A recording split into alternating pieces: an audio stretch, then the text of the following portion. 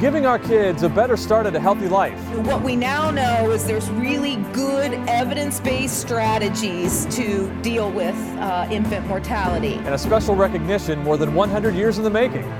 This week on the Senate Report.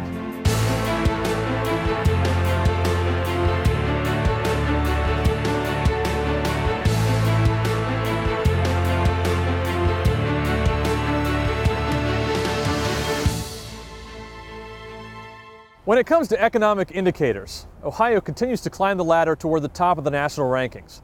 Unfortunately, though, the same cannot be said about another very important issue, infant mortality, where Ohio ranks an abysmal 48th nationally and 49th among African Americans. State Senator Shannon Jones spent the better part of the last summer meeting with healthcare experts from all across the state to hear what they're doing to reduce infant mortality and uncover some best practices. From that and other extensive research, Senator Jones this week unveiled a series of legislation, including bills to promote safe sleep education, understand the causes of sudden infant death syndrome, or SIDS, and provide postpartum care.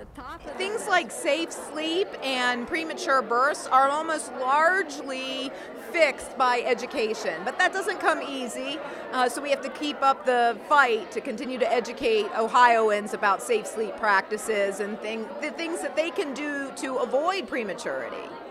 If you want to find out more about our efforts to reduce infant mortality here in Ohio, watch our next Caucus Conversation.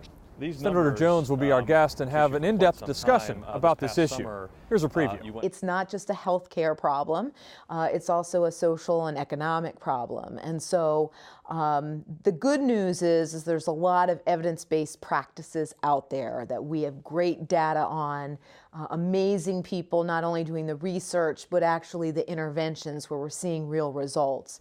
State Senator Frank LaRose took a very hands-on tour of a healthcare facility in his district this week. Put the limb over there to the edge. We'll get that and wrapped and put on ice. LaRose was in Akron to tour the virtual simulation lab for Summa Health System. This organization provides extensive training for its medical and emergency professionals in these real high-tech areas where it's about as real as it can get, using these lifelike mannequins.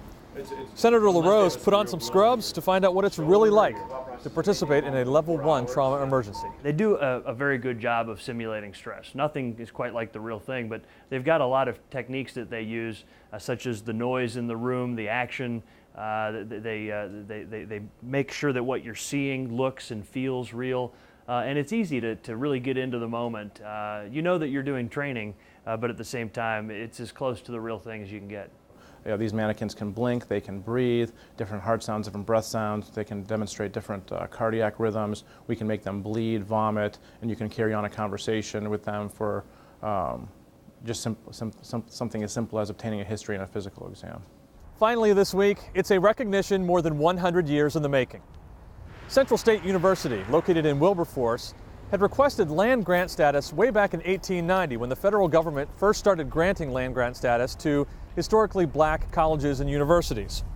Back in the last General Assembly, the Ohio Senate passed a resolution urging Congress to recognize Central State, which finally happened earlier this month. Land grant status allows the university to qualify for additional federal grants as well as awards related to agricultural research and development. Up to now, Ohio State had been the only land grant institution in Ohio.